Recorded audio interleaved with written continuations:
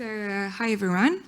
So I'm Caroline. I'm a PhD student in ecology and political sciences at the lab Ecologie, Systématique and Evolution of the Paris-Saclay University. And before going further, I'd like to thank you for giving me the opportunity to share my work with you. So I've been studying the mainstreaming of ecology in environmental impact assessments of projects, and more precisely in environmental impact assessment reports. And so this research has actually made me question few consensual judgments I've heard during interviews I've conducted. And I would like to share with you the reasons for my doubt. So on this slide, you can see 4 extracts from 4 different environmental impact assessment reports of projects. They are all considering connectivity of habitat as a functional ecological issue at stake. And so I was just wondering, when do you think these environmental impacts assessments were published? So I'm just giving you a few seconds to read the things. I hope it's not too small.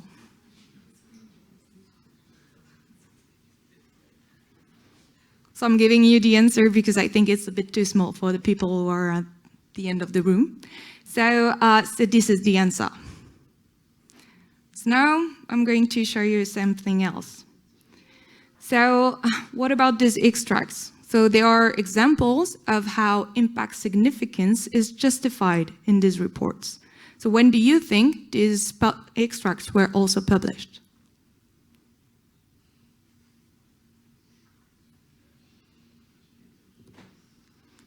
Were you expecting it?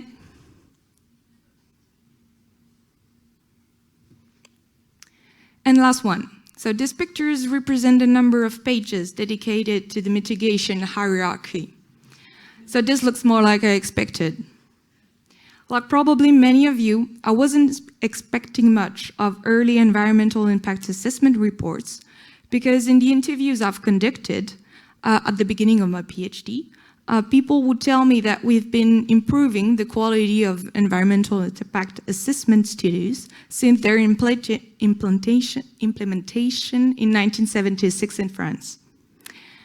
So according to them, this improvement was linked to the development of new technologies and science, ecology in particular.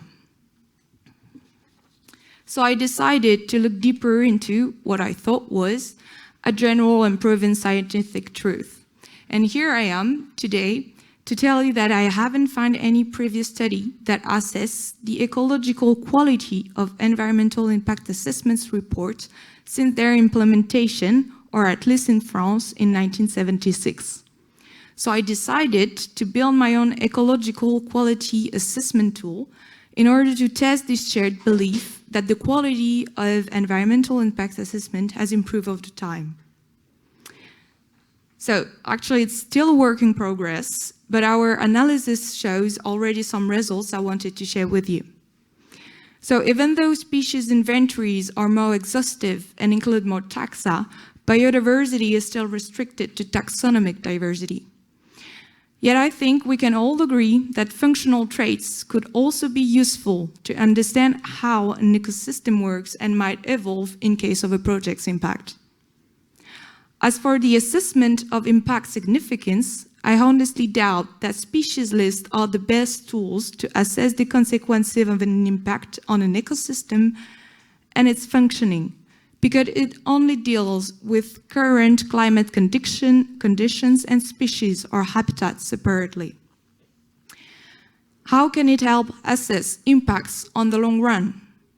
I think teachings of community ecology, or what we saw during the INE presentation the last few days, it would be useful to renew the toolbox to assess the impact significance on biodiversity.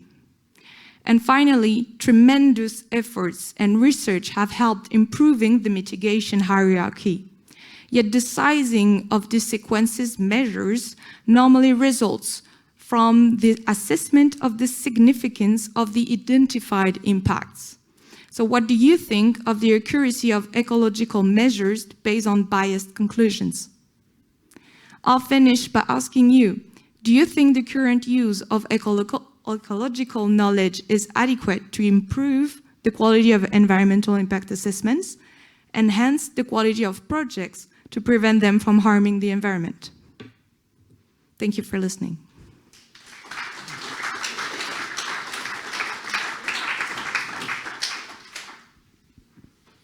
Thank you. Thank you so much, Karine. Let's open for questions. So, hello. So, at my work, I also assess EIA reports for road project, for transport projects. And for example, when you were, I think it's a really interesting research what you did. And so, for example, when you were reviewing the EIA reports, was it in every report was conducted environmental inventory, or in some cases were researches only based on literature studies? What was more or less the percentage? Because in my work, I can see both kinds of reports. Yeah, so I decided to, thank you for your question. I decided to focus on projects. And because it's a study, I've decided to start in to look at projects which were created actually in 1976 or after. It depends, but most of them are about inventories. But if you look at what we call planning document, then some of them might actually use literature as a basis for impact assessment. But most of the projects I'm studying are using inventories, like all actually, but I'm only studying 15 cases because we have like a rate of 4,500 per year. So I can't do a statistic study about everything they are treating. Yeah.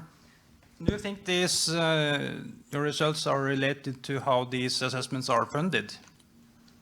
Like competition on price to get the project and things like that? Yeah, it's definitely linked. So what I might not have said is that my thesis is an interdisciplinary work. So I'm both looking at also human factors about the integration of ecology in the overall assessment. And I'm looking also at negotiation between environmental offices who actually do the work and the planners themselves who deal and pay for it. And so the cost of the overall study, environmental study, that is, of which results are published in the EIA's reports, of course plays a big role in the quality and the identification of impacts. I'm not, yeah, I've really answered to your question. Okay. So yeah, it's linked. It's definitely linked. Hi, Caroline. It's a very interesting presentation. I was wondering, are you suggesting a more integrated approach, or what method would you propose us?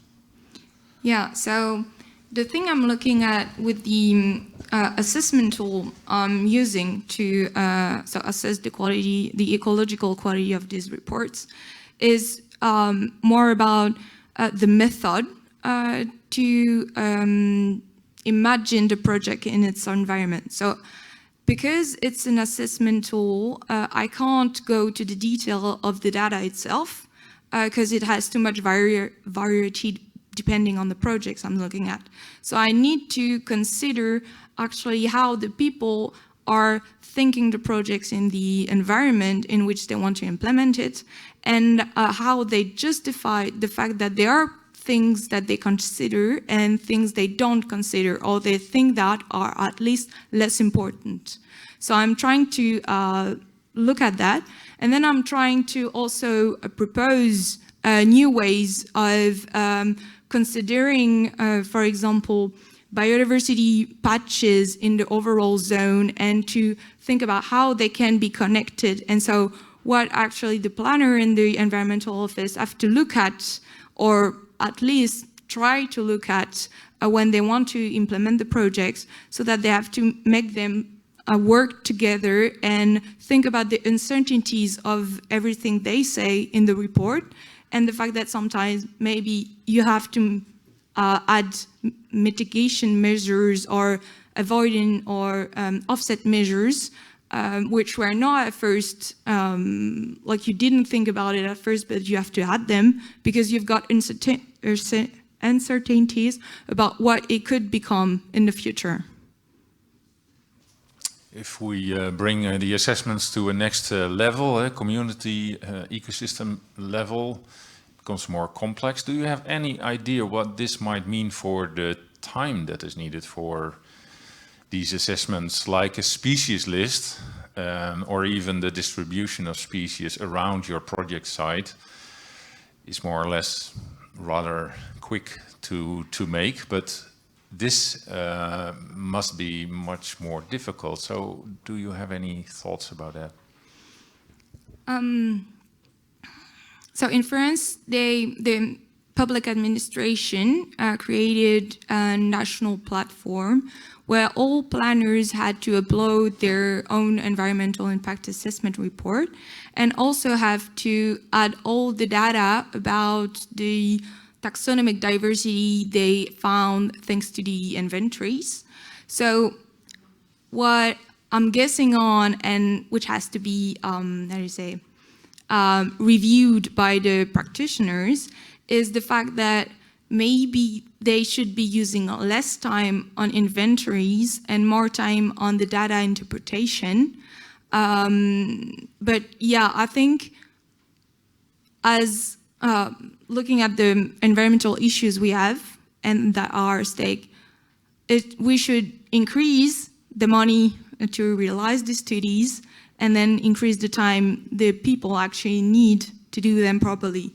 Because from what I've heard during these interviews, the knowledge is here, is just not used because of the cost. And I think it's a bit, as a young person, I think it's a bit of a shame that this knowledge is actually here and could be provided, but isn't because of cost. So we have a question online that's almost linked to Edgar's question. It's from Wendy Collison. She's writing here, do you not think that the improvement in IAAs is related to the development of the mitigation hierarchy?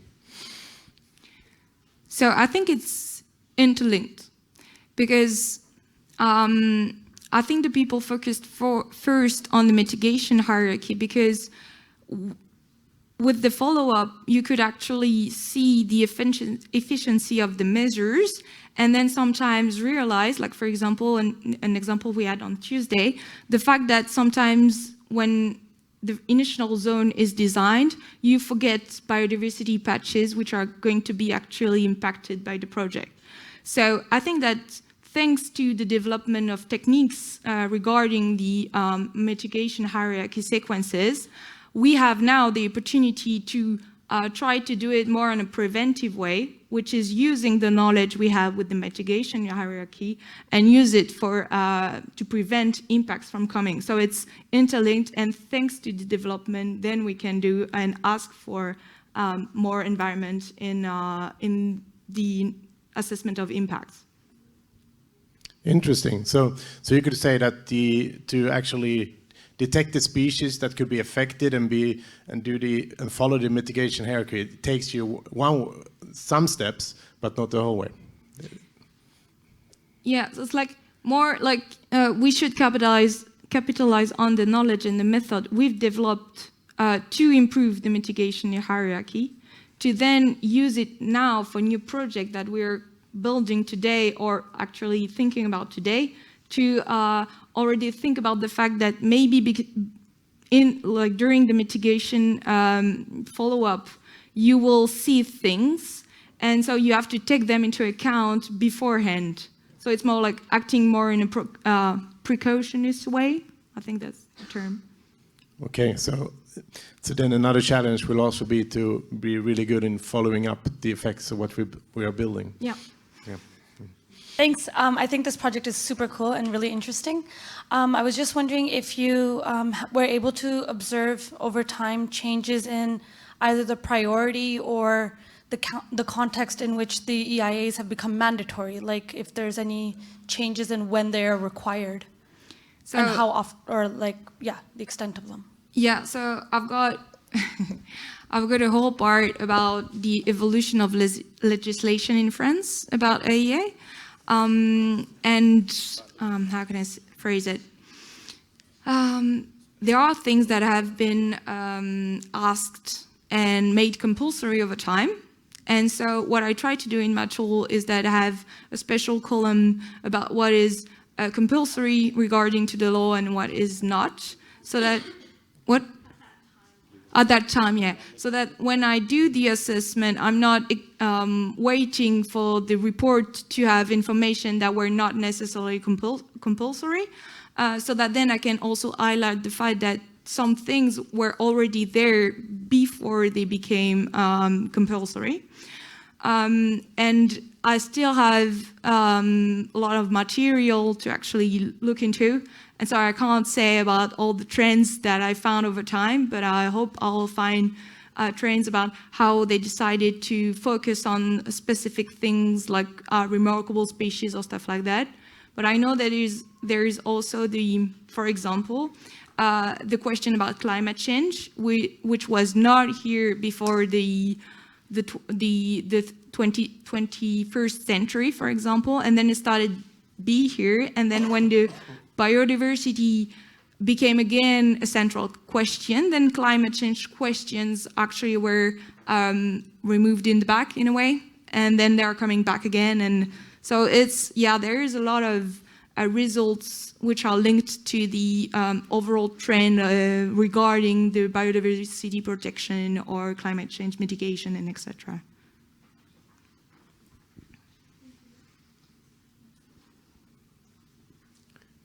So, any further questions here? It was really good that we had this subject last because it really engaged a lot of people. I have a last comment actually from online here. It's more of a comment than a question. They say it's an amazing presentation, and it's Ingrid from Brazil. She also says that they are also working on assessing EIA quality and improvement in Brazil.